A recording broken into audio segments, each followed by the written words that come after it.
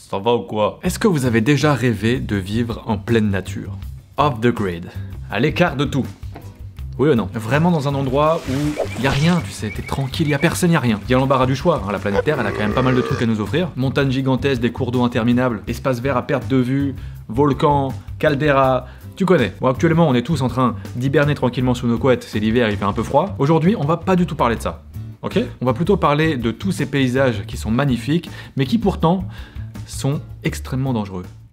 Rapide petit message avec ma marque Biome. Aujourd'hui, on a un petit restock des anciennes pièces. Quand on a sorti ce dernier drop, tout a été mis en rupture de stock assez rapidement, donc merci déjà. Mais aujourd'hui, c'est un restock avec des petites modifications. Genre ce pull-là ne venait pas en mode hoodie. Aujourd'hui, c'est le cas. Et il y a également des nouvelles pièces, comme ce beau pull avec un beau vert et un beau jaune. Bref, ça fait plaisir, ça c'est totalement nouveau. Allez voir sur le site, il y a un autre pull qui est totalement nouveau aussi qui vient de sortir. Tout est disponible aujourd'hui. Encore une fois, c'est de l'édition limitée. Là, quand il n'y en aura plus, il n'y en aura plus. Je pense pas qu'il y aura de restock. Comme d'habitude, je vous remercie de votre accueil et de votre soutien sur ce projet, sur cette marque de skate. Ça fait trop plaisir. Allez checker ça sur le site, ça va peut-être pas rester très longtemps. Que vous fassiez ou pas du skate, ça peut vous plaire. Enfin bref, il y en a pour tous les goûts. Mais voilà, merci comme d'habitude à tous. Maintenant, les endroits les plus dangereux du monde. On va donc parler d'endroits naturels où même y poser un orteil serait une erreur potentiellement mortelle. Colin Nathaniel Scott, il a fait cette erreur par exemple, le 16 juin 2016 dans le parc de Yellowstone aux États-Unis. Comme des millions de personnes chaque année, hein, vraiment il y a plein de gens qui vont dans ce parc, il n'y a aucun souci normalement. Il se baladait tranquillement dans cette caldeira américaine vieille de 600 000 ans. Tout d'un coup, il a une fausse bonne idée.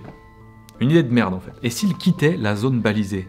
Et en fait 200 mètres plus tard, bah il est mort. Tout simplement parce que je vous ai peut-être pas précisé ce qu'est une caldeira. C'est juste tout simplement une zone qui se crée lorsqu'un volcan en éruption s'effondre sur sa chambre magmatique. Une activité volcanique qui, à Yellowstone, réchauffe les eaux souterraines qui explosent à la surface sous forme de geysers, fumerolles ou encore mares de boue surchauffées. Donc le délire c'est que tu peux potentiellement avoir une brûlure au 3e degré, ça c'est si tu t'approches trop près, mais si tu tombes dedans, c'est chaud pour toi, vraiment. En fait c'est ce qui s'est passé pour Colin Nathaniel Scott. Il est tombé dedans. Bon du coup vous connaissez le résultat, il est décédé. Sur cette caldeira de plus de 60 km de diamètre, il y aurait d'ailleurs pas moins de 10 000 sources d'eau chaude. Et la plupart est entourée d'une couche terrestre d'eau brûlante qui menace de s'effondrer si vous y posez les pieds. Alors vous en doutez, Colin Nathaniel Scott, c'est loin d'être le premier à s'être fait avoir. Depuis 1870, 22 personnes au moins y auraient même perdu la vie.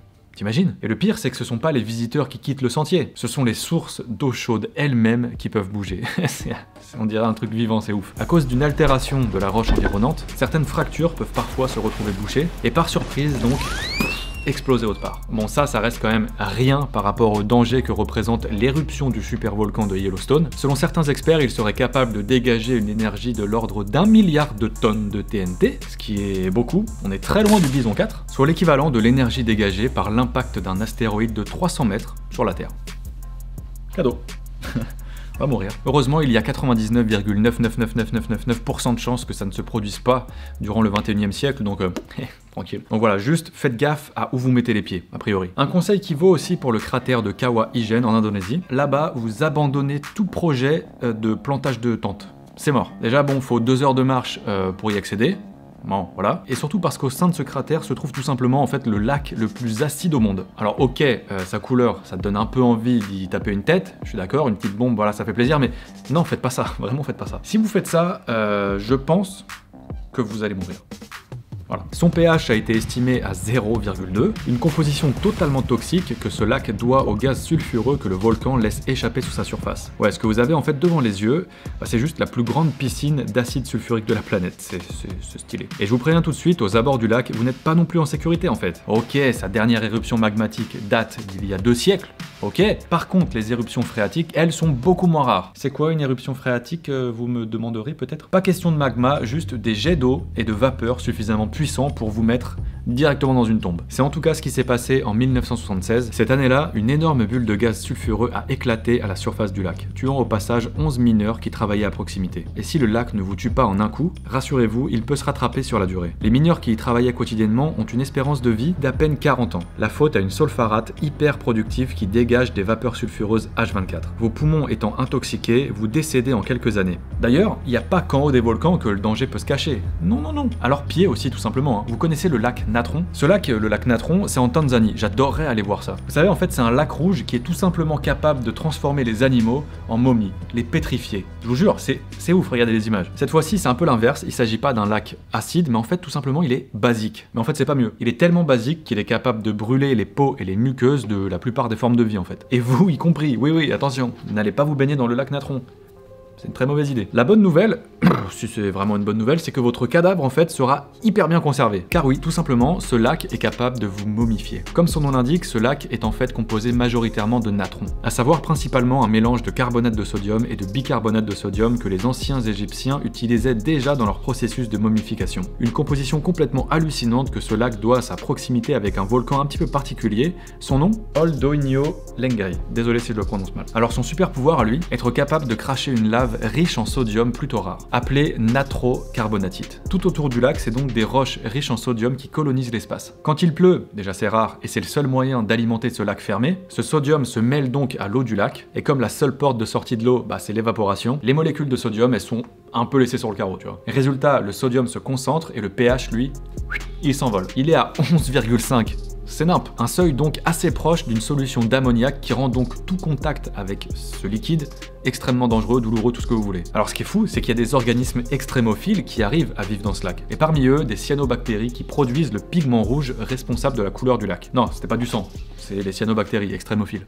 Stylé ça aussi. Par contre, la grotte des cristaux de Naïka, vraiment ce truc c'est un enfer sur Terre. Ça a l'air d'être hyper flippant. Déjà, elle se situe un petit peu dans les entrailles de la Terre quand même, c'est très profond, précisément à 290 mètres sous la montagne de Naïka au Mexique. Ensuite, là-bas, il fait chaud. Mais tu sais, genre pas chaud en été, ah putain il fait chaud. Non. C'est genre l'enfer. Tout simplement car si la chaleur augmente toujours en profondeur, en fait la grotte de cristaux, elle se trouve directement dans une ancienne zone magmatique. Résultat, souvent il fait très chaud, genre 46 degrés. Et le pire, vraiment niveau sensation en plus, c'est son taux d'humidité. Il atteint tout simplement presque les 100%. Des conditions extrêmes qui ont permis à l'une des plus grandes curiosités de notre planète de se développer, à savoir les plus grands cristaux naturels du monde. En fait, c'est un peu une espèce de géode géante ce truc. De manière générale, les cristaux se forment grâce à une eau saturée en éléments chimiques. Autrefois inondée par une eau thermale avoisinant les 50 degrés, la chaleur a permis à ces éléments de se combiner pendant des milliers d'années. Et paf, ça a donné des cristaux gigantesques qui atteignent pour certains 11 mètres. C'est pas mes géodes de merde là. Et si ce sont ces conditions extrêmes qui ont donné naissance à ces cristaux gigantesques, en fait c'est aussi ces conditions qui risquent de vous tuer. Voilà. Une fois que vous êtes descendu dans cette grotte, déjà n'y allez pas, c'est un conseil, mais bon, c'est simple, vous avez tout simplement 10 minutes montre en main pour vous barrer, sinon c'est mort. Avec ce taux d'humidité et cette chaleur, en fait le corps il arrive pas à se refroidir par évaporation de la sueur. Il peut pas, c'est terminé. En fait ça veut dire que votre peau va se réchauffer jusqu'à un petit peu brûler en fait, mais par contre ce qui se passe dans vos poumons, ce sera peut-être pire. Après 5 minutes passées dans ces conditions, respirer un air chaud et humide devient un véritable calvaire. Pire, en fait vos poumons vont se gorger d'eau, mais genre tellement d'eau que vous risquez de vous noyer dedans. C'est ouf. C'est une torture. Vous l'avez compris du coup, dans cette grotte, c'est pas là qu'on va faire un feu de camp, on va pas poser sa tente non plus, c'est pas l'idée. Et c'est un peu dommage mine de rien parce que ça doit être quand même fascinant de rentrer dans cette espèce de géode géante, d'observer ces cristaux. Mais bon, je passe, vraiment je passe. Par contre, vous pourrez certainement en faire un à l'endroit précis où le fleuve Catatumbo vient se jeter dans le lac Maracaibo au Venezuela. Ça, juste quand même, je vous le dis, c'est cadeau, à condition de ne pas s'installer au point le plus haut. Parce qu'en fait, ouais, vous êtes tout simplement dans le lieu le plus électrique de la planète. C'est fou comme concept. Là-bas, le phénomène, en fait, il est si présent qu'il dispose même de son petit pseudo à lui, tranquille. Vous pouvez l'appeler la foudre de Catatumbo. C'est un nom un peu stylé qui est pas volé, vraiment, parce qu'en fait, la foudre s'y abat 230 fois par an, et par kilomètre carré. Une activité électrique complètement folle qui s'explique en partie par les caractéristiques particulières de la zone. Alors, la recette d'un bon orage, c'est tout simplement un savant mix combinant force de soulèvement, à savoir un air chaud moins dense capable de s'élever, et une bonne dose d'humidité. C'est des conditions super strictes, mais en fait cette zone elle est remplie de très nombreuses nuits dans l'année. Là-bas, un courant d'air nocturne de basse altitude ramène en effet l'humidité de la mer des Caraïbes sur le bassin de Maracaibo. Lorsque ce courant d'air atteint les montagnes qui entourent le lac des trois côtés, en fait, il est bloqué. Il a nulle part où aller à l'exception du haut. L'air et l'humidité montent alors si vite que le mouvement crée de gros nuages d'orage qui illuminent le ciel. C'est super beau, c'est aussi hyper dangereux du coup évidemment. Dans la capitale de la foudre, vous avez juste 3 fois plus de chances de mourir d'un coup de foudre que dans la zone continentale des États-Unis. De quoi donner envie de se cacher, mais attention,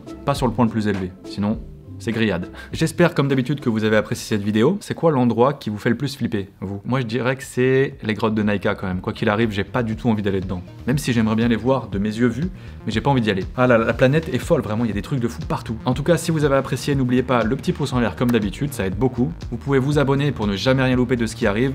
Et quant à moi, je vous dis comme d'habitude, à très bientôt à la prochaine car la science n'attend pas. Salut!